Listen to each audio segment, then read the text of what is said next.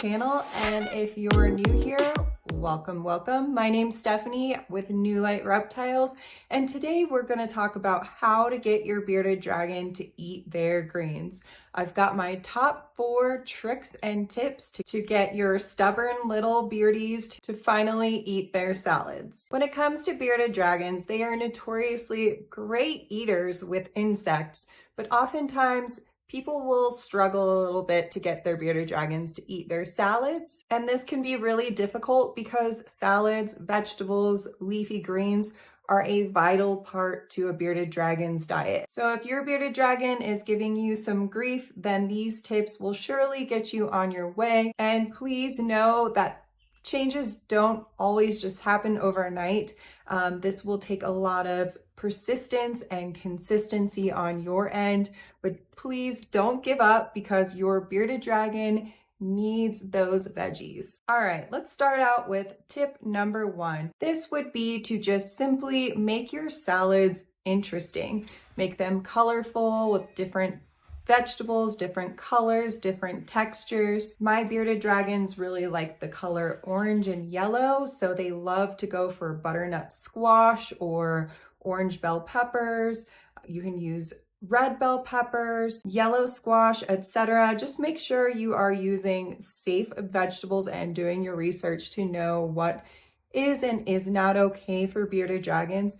But changing it up and adding those different elements will hopefully gain a little bit of interest from your bearded dragon, and they will go for their salad. Tip number 2, this would be to add bee pollen to your salad. A lot of bearded dragons love bee pollen, and there is an even better bonus to this because bee pollen is actually a great superfood full of nutrients for bearded dragons. Bee pollen is rich with amino acids, antioxidants, and protein. It also contains vitamin B, C, and E, as well as calcium and magnesium. So in general, this is a great thing to add on top of your bearded dragon salads.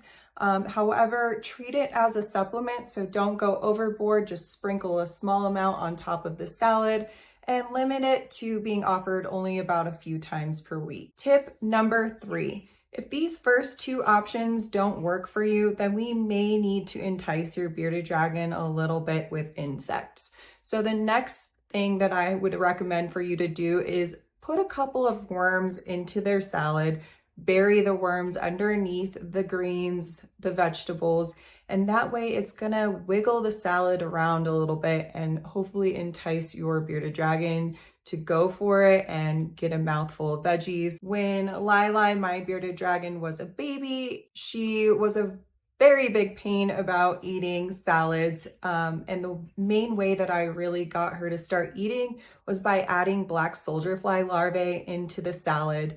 That definitely enticed her, and she eventually started eating those greens and getting used to it. And within no time, she started taking salads without any insects at all. The final tip that I have for you, if your bearded dragon just will not go for that salad at all, then you may have to try to be a little bit more sneaky with this trick. This is what I call a hornworm lettuce wrap. So basically what I do is I just take a hornworm, I wrap it up in some greens to basically become like a little mini burrito, and then feed that to my bearded dragon.